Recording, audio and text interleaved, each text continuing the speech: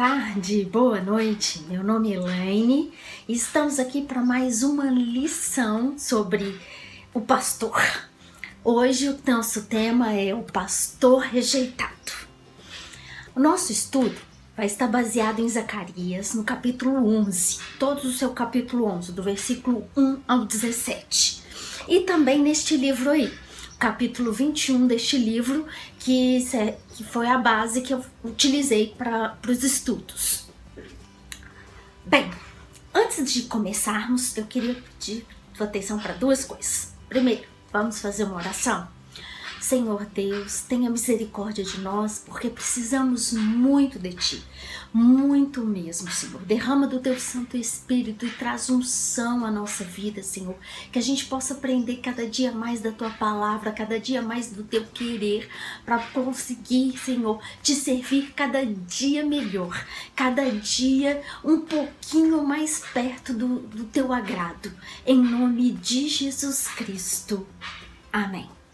Segunda coisa, nosso texto, ele é um texto bem denso, então eu queria dividi-lo de duas partes.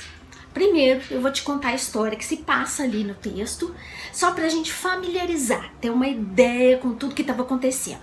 E num segundo momento, aí a gente vai aprofundar em alguns pedaços da história e falar do que aconteceu na época de Zacarias, do que ele profetizou, que foi cumprido na época de Jesus, e o que se aplica hoje, aos nossos dias. Então vamos lá. Zacarias. Zacarias nasceu na Babilônia, e ele era de uma família sacerdotal. Então, a gente já viu aqui que o nosso contexto histórico é a época do exílio, quando os judeus estavam exiliados. Só que Zacarias teve o privilégio de, ainda jovem, ser beneficiado por um decreto de Ciro, que aconteceu em 538 a.C. Nessa época, Ciro deu um decreto permitindo aos judeus que voltassem para Jerusalém e que reconstruíssem Jerusalém. E uma das coisas que eles queriam reconstruir era o templo. Outra coisa, o livro de Zacarias não foi escrito de uma única vez, numa única parte, uma porção única. Ele foi escrito de duas partes.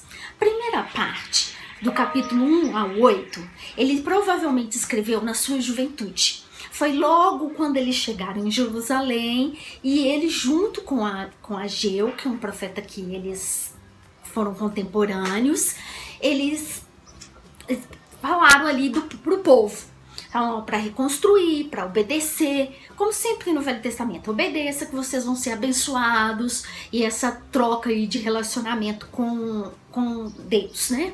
Vocês vão me obedecer, vão me servir, então eu vou te abençoar. Então a primeira porção, essa de 1 a 8, ele escreveu aí logo nos primeiros anos da chegada. Ele tem 8 visões, ele fala ali muita coisa do que iria acontecer no futuro. Depois, a segunda porção provavelmente foi escrita décadas depois da construção do templo. Aí o templo já estava construído, já tinha muito tempo que eles estavam lá.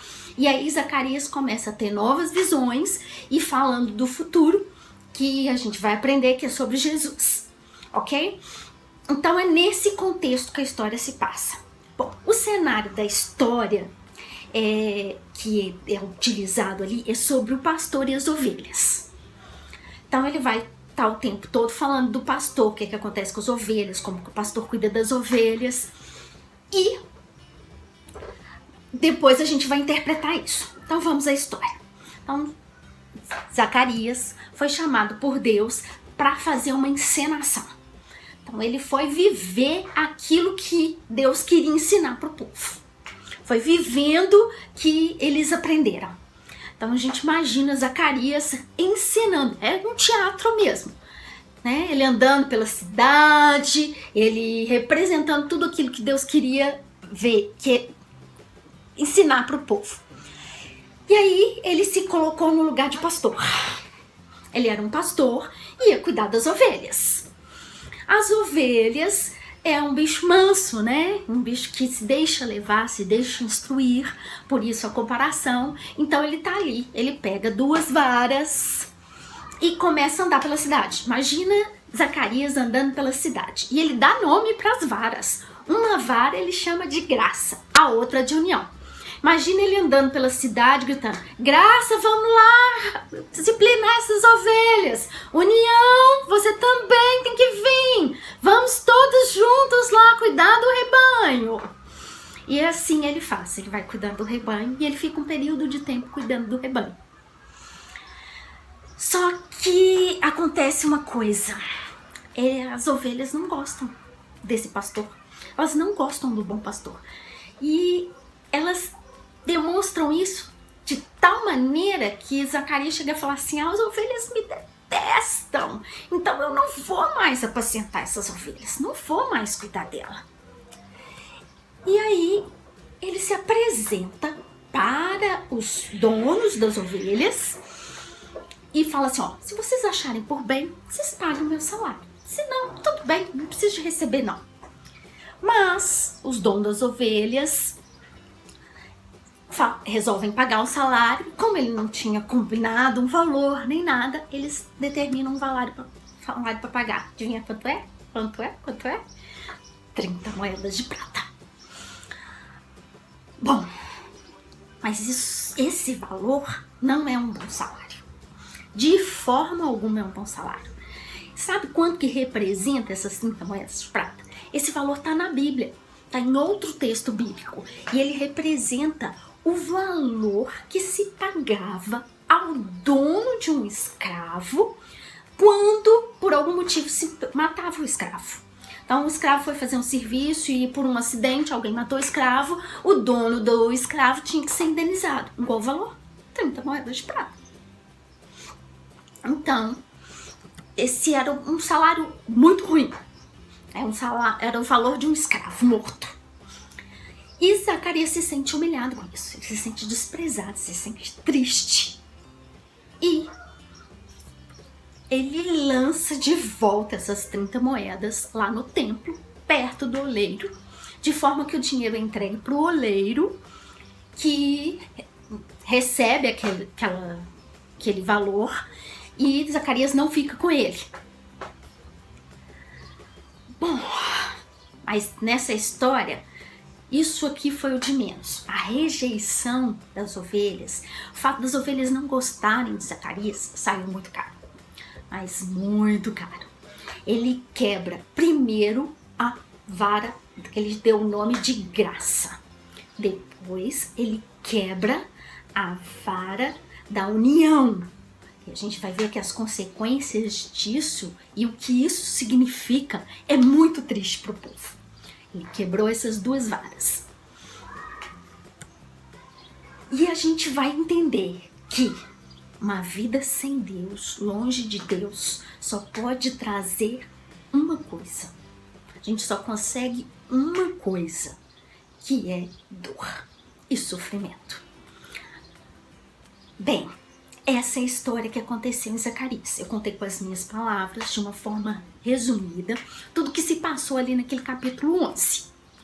Depois eu recomendo que você leia com atenção. É um texto muito denso, como eu já disse, e precisa de ser lido devagar para a gente conseguir digerir tudo que está escrito ali, tudo que ali Zacarias quer ensinar. Agora vamos estudar o texto. Eu vou dividir o texto em algumas partes para ficar mais fácil da gente entender essa história como um todo. Primeira parte é um lamento contra os falsos profetas. Isso eu destaquei os versículos 4 e 5 para a gente estudar. No versículo 4, o destaque está: pastoreei o rebanho destinado à matança. Então isso aqui foi uma ordem que Deus deu para Zacarias. Vai lá e cuida daquelas ovelhas. Só que você já está indo sabendo que o fim delas é a morte. Elas estão sendo criadas para isso, para morrer. Olha que duro. Então vamos lá. Primeiro, quem que são as ovelhas? Quem que representa as ovelhas? As ovelhas é o povo. Na época de Zacarias, é o povo que estava ali vivendo. Qual que era o fim daquele povo? A morte. Então nada de bom estava previsto para eles receberem. Mas Deus queria ter misericórdia daquele povo, quis ter misericórdia daquele povo, e mandou o bom pastor para cuidar das ovelhas. E mesmo sabendo que elas eram destinadas à matança. O que a gente entende por isso? Quem liderava, quem era o dono das ovelhas ali, e que não era um dono no sentido de proprietário, como bem mesmo, porque o povo, os líderes não são proprietários, mas eles lidam com o povo e conduzem o povo como uma manada. Eles só tinham um objetivo, que é buscar a satisfação pessoal e o mais rápido possível, da maneira mais rápida. Então aqui a gente já viu, as ovelhas eram um povo, os proprietários são os líderes, depois a gente vai, agora em seguida a gente vai ver mais um pouquinho sobre eles, e Zacarias era o bom pastor. Ele estava ali encenando a função do bom pastor.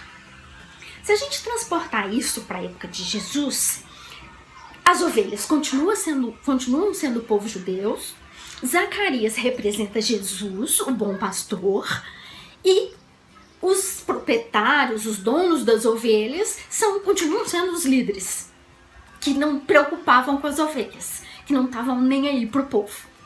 Se a gente trouxer para os nossos dias de hoje, a gente vai ver que é a mesma coisa. As ovelhas somos nós, a igreja, o povo de Deus, e os líderes são o Estado e os líderes religiosos, né? E o bom pastor continua sendo Jesus, que está presente hoje de uma forma diferente da época que ele veio encarnado, mas que continua presente. Bom, por que Deus manda ele cuidar dessas ovelhas mesmo sabendo que o fim delas? Porque os seus compradores o matam e ninguém os castiga. Então o motivo dessa encenação toda era mostrar que ninguém estava preocupado com o povo.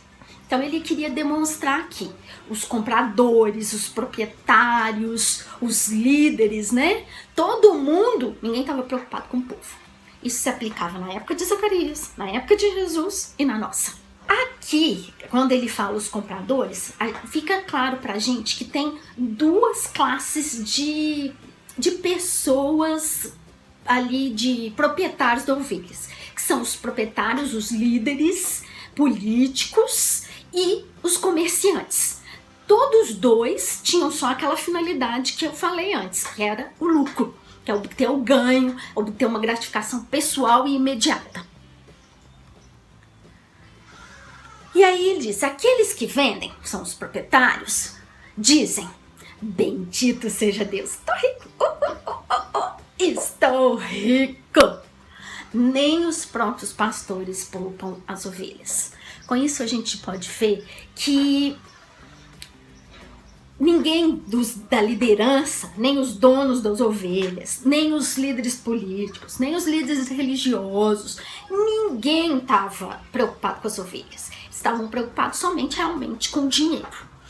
E a gente também pode ver que isso, quando a gente reporta pro dia de hoje, que na igreja isso tem a ver com a espiritualidade. A igreja que você está frequentando está preocupada em te conduzir para mais perto de Cristo ou para garanhar algum dinheiro ou te conduzir para onde o pastor quer. Os nossos políticos estão querendo te conduzir para um lugar melhor ou eles estão preocupados com o enriquecimento só deles? Eu acho que eles estão preocupados com o povo, né? O nosso país não tem corrupção, não tem ninguém roubando merenda, não tem ninguém roubando dinheiro de hospital. Isso não acontece aqui. Nós estamos tranquilos. Bem. Bom, a segunda parte, então. A segunda parte é o retrato do bom pastor. Eu destaquei para essa parte os versículos 7 e 8. Eu esqueci de comentar. Eu estou usando a versão NVI para esses textos que estão sendo mostrados aí na tela. Mas você pode usar qualquer versão, ok? É que eu gosto muito da versão NVI. versículo 7 começa assim: eu me tornei pastor do rebanho destinado à matança, os oprimidos do rebanho. Então o que Zacarias está falando aqui? Eu cumpri a ordem de Deus. Deus me deu uma ordem de ir lá cuidar das ovelhas e eu fui e cuidei. Fiz exatamente o que ele mandou. Então, aqui a gente pode ver que o que Zacarias estava encenando ali era para todo mundo, todo o povo. E era uma mensagem, assim, pública. Imagina Zacarias andando pela cidade com aquelas 2 varas e gritando: "Ô, graça, vamos lá cuidar das ovelhas! União, você também tem que trabalhar hoje!" Então, ele tá ali cuidando, encenando, representando tudo aquilo. E aí, ele pega, tá falando aqui, né, igual a gente já brincou, que ele pega as 2 varas. Nessa versão, ele chama a vara da graça de favor, mas que significa a mesma coisa. Graça é favor sobre o povo de Deus, favor é graça sobre o povo de Deus. E depois a da união. O que significa a vara da união? A vara da união significa o agrupamento do povo judeu, povo comum, povo vivendo em união. Aí ele fala assim: num mês me livrei de 3 pastores. Esses 3 pastores provavelmente eram alguns líderes maus que estavam ali conduzindo as ovelhas de forma despreocupada, desinteressada. Não podemos garantir quem são esses 3 pastores, mas o importante aqui desse ponto é que Zacarias denunciou eles. Ele ficou livre desses 3 pastores. Eu me livrei de 3 pastores. E eles eram pastores maus, pastores que não estavam focados com o cuidado das ovelhas. Mas ao invés das ovelhas ficarem felizes por ter perdido aquela liderança má, não, acontece o contrário. Olha a continuação do verso. Porque eu me cansei deles e o rebanho me detestava. Num mês ele se livra dos maus pastores e depois ele está cansado das ovelhas, não vai liderar mais porque as ovelhas detestavam. Isso é o que aconteceu na época de Zacarias, que aconteceu na época de Jesus. Quando Jesus veio, ele era o bom pastor. Ele curava, ele fazia multiplicação de pães, ele ensinava. Mas ao invés de escolher Jesus, o bom pastor, o povo ali escolheu Barrabás, um assassino, uma pessoa que realmente merecia morrer. Então, o povo naquela época rejeitou Jesus, como aqui eles estão rejeitando Zacarias. Eles rejeitam Zacarias, depois eles rejeitam Jesus, e também nós podemos trazer para a gente hoje. Hoje Jesus está convidando todos a fazer parte da sua família, mas muitos dizem não. Alguns até pregam que Deus é amor. Quando chegar lá na hora do vamos ver, ele vai falar assim: mentirinha, peguei você, você vai pro céu sim. Só que, meus irmãos, isso não vai acontecer. Não vai ser assim. Não será assim. Deus, quando a pessoa rejeita Deus e vai rejeitando Deus,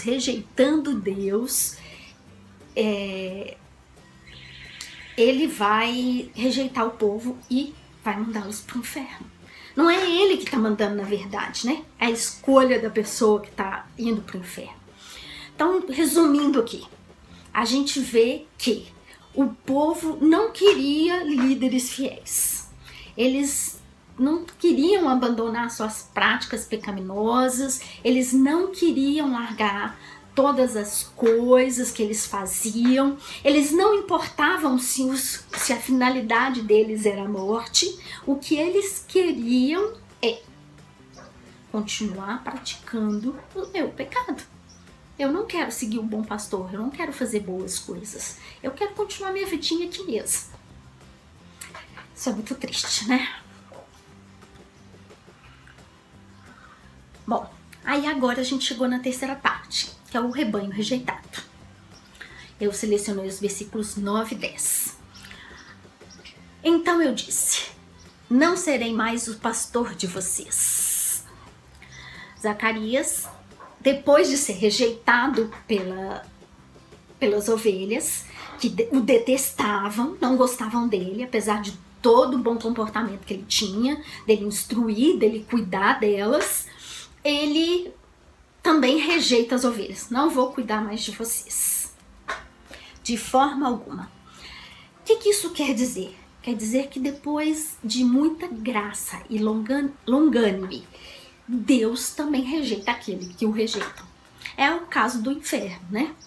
Você não aceitou Jesus, você vai para o inferno. Vai sofrer eternamente, não há outra alternativa. E não tem essa de que vai ser uma mentira. Não vai ser mentirinha, não. E a continuação do versículo é bem dura.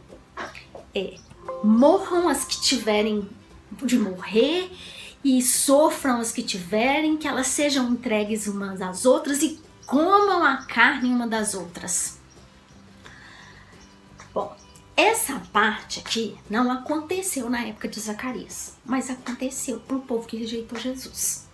No ano de 66 depois de Cristo, alguns rebeldes judeus, alguns líderes, eles expulsaram as guarnições romanas que ficavam ali em Jerusalém e foram bem sucedidos nisso e puseram elas para fora ali de Jerusalém. Mas isso é uma coisa boa. É mesmo? Vamos ver. O exército romano, claro, reagiu. Então mandou o general Vespasiano, que invadiu Jerusalém. Quando ele veio para invadir Jerusalém, ele sitiou a cidade com os seus soldados e começou a negociar a rendição do povo ali. Porque, claro, ele tinha um exército maior, ele tinha mais força. Ele queria dar uma chance para aqueles líderes ali fazerem o que era certo para o povo. Só que os líderes não cederam. Eles não fizeram negociação, muito pelo contrário. Eles começaram a discutir entre si e o cerco durou muitos dias. Nisso, o povo lá dentro foi ficando sem alimento, sem água e começou até a fazer o como canibal. E comeram a carne uns dos outros.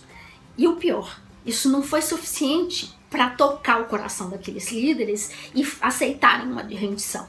Muito pelo contrário, eles permaneceram ali contra o exército. O exército romano invadiu, destruiu Jerusalém e matou muitos judeus.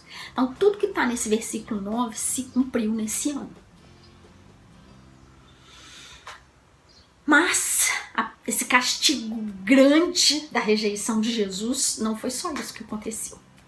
Isso não foi duro o bastante.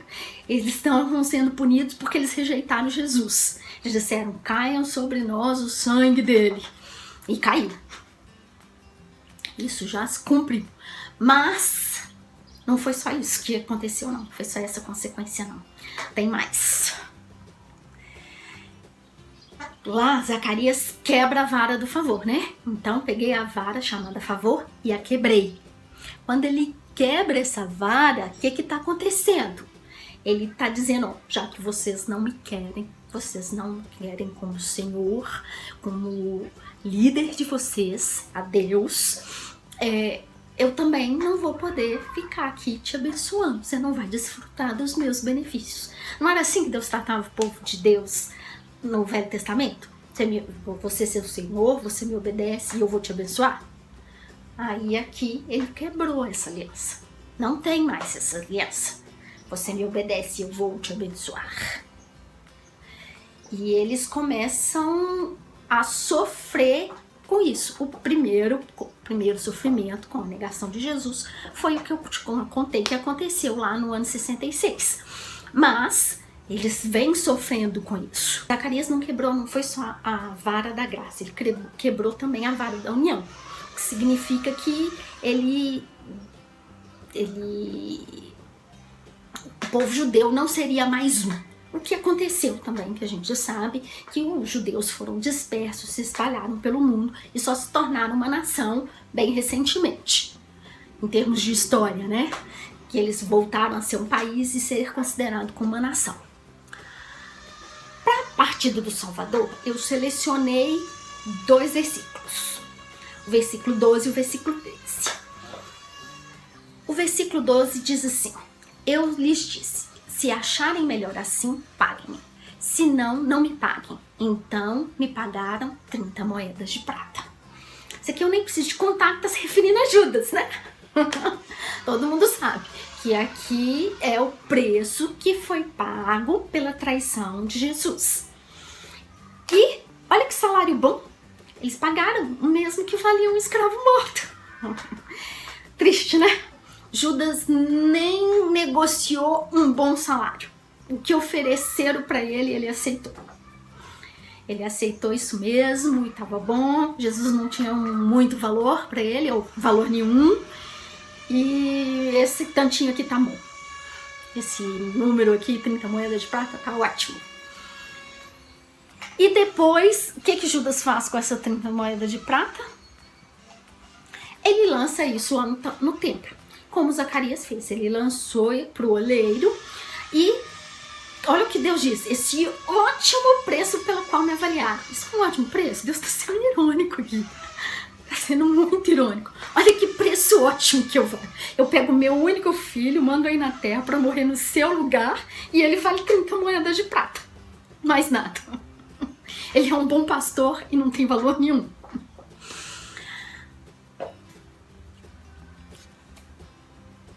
Isso, gente, esse valor, esse baixo preço, demonstra o desprezo que aquele povo tinha por Cristo. É muito triste. E se a gente puser hoje também, muitas pessoas veem Cristo assim, tem valor nenhum, sem valor nenhum. 30 moedas de prata ainda é muito. É muito. E com isso, ele joga as 30 moedas de prata de volta. Judas joga, Zacarias devolve as 30 moedas, depois, como Judas também faz, devolve as 30 moedas, ele fica com remorso e devolve as 30 moedas. E os sacerdotes ali, sabendo que aquela moeda era fruto provinha de sangue, né? Não lançam aquela oferta no tabernáculo e eles compram o campo do oleiro. E eles compram o campo para fazer aqui um cemitério daqui. Algo que para eles não tinha valor nenhum também. Então, tudo que aconteceu lá na época de Zacarias, repetiu na época de Jesus, conforme Zacarias havia profetizado, conforme ele tinha descrito ali naquela encenação que ele estava realizando. Bem, nós estamos chegando agora na nossa última parte, que é a severa advertência. Eu já te contei um tanto de coisa ruim. Não sei se você tá igual eu. Eu tô assim, que tanto de coisa ruim que esse povo sofreu. Deus tenha misericórdia de mim, me perdoa. Eu não quero sofrer, ser separada da sua graça, da sua união. Eu quero continuar te servindo cada dia mais e mais. Mas ainda tem mais uma advertência. Como se tudo isso fosse pouco. Só que essa advertência agora, a severa advertência, ela não é diretamente para o povo.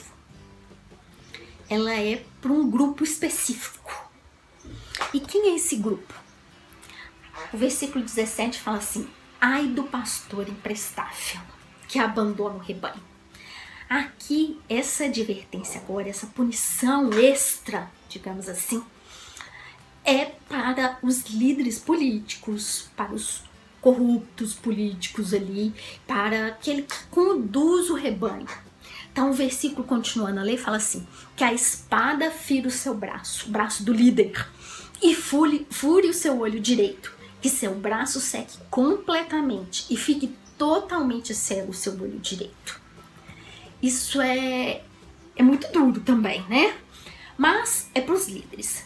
Então todo aquele que está em posição de liderança vai ter, o seu braço vai ficar completamente. que isso quer dizer? O braço secar.